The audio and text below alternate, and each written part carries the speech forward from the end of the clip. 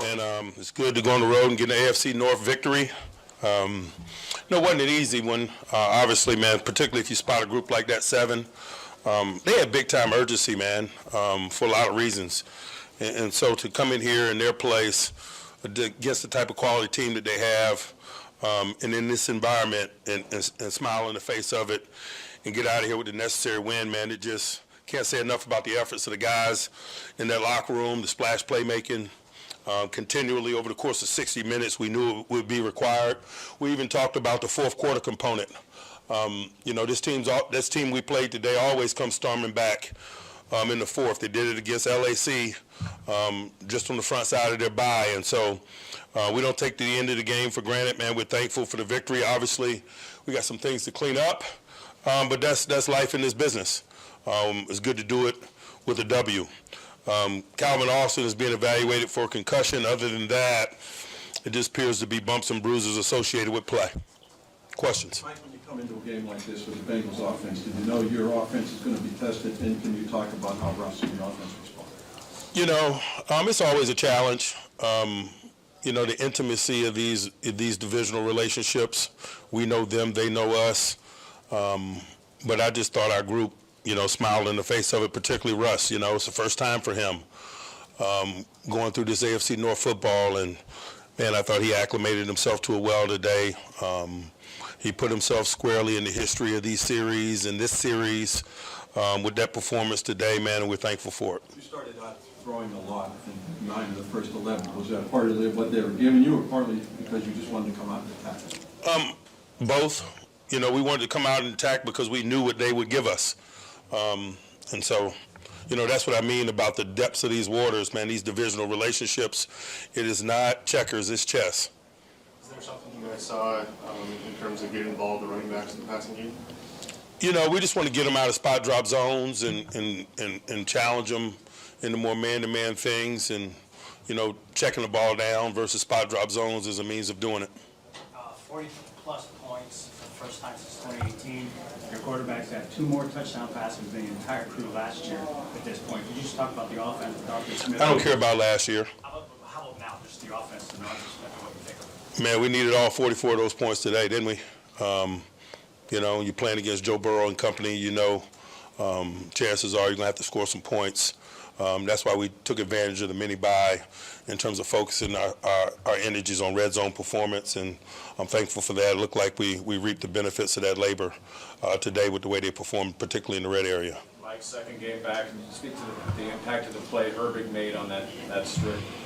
We expect Herbig to do great things. Herbig expects Herbig to do great things. He's a talented young guy. We knew that would be a critical matchup, to be quite honest with you.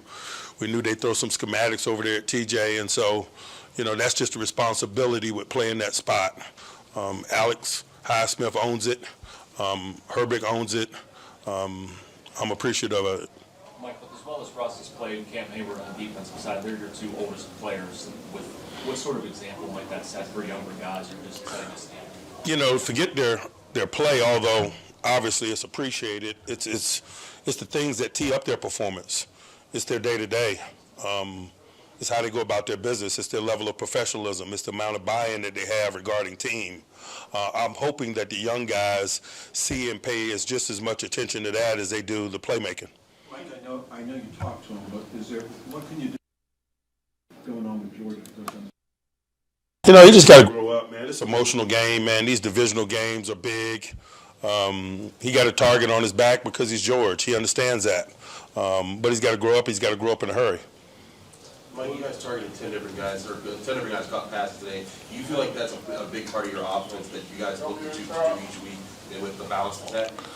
We feel comfortable with our group. You guys, have asked us about that a lot over the course of the journey.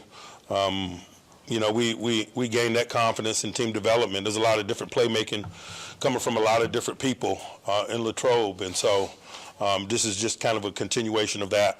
You've obviously seen him do it for a long time, but what can you say about the season Cam's having so far and his performance today? We expect it. He expects it. I just piggyback his mentality. He's got ridiculously high expectations for himself, and I support that. Mike, obviously Najee was fighting through something. Can you Speak to his impact on this game as well today. Man, I thought his efforts were rock solid, man. He's a big-time competitor. Naj has been, obviously with us for a number of years, and so he knows the weight of these games in environments like this.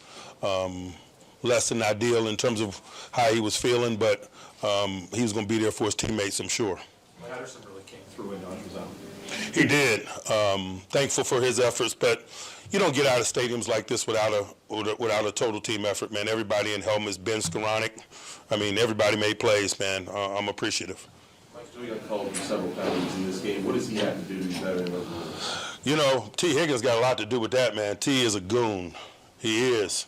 You can't let him beat you up, while at the same time, the officials are going to call it the way they're going to call it. And so, sometimes, man, I kind of absorb some of that comes with that. You cannot let a big dude like that beat you up. You got to match the fire with the fire. You hope that you do it clean enough that doesn't draw a bunch of penalties. We weren't as successful in that regard today.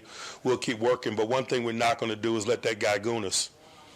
What was your thought process? Last one here. What was your thought process at the end of the first half? Did you think about calling timeout earlier? Did you take another shot at the end zone? No, I didn't. All right.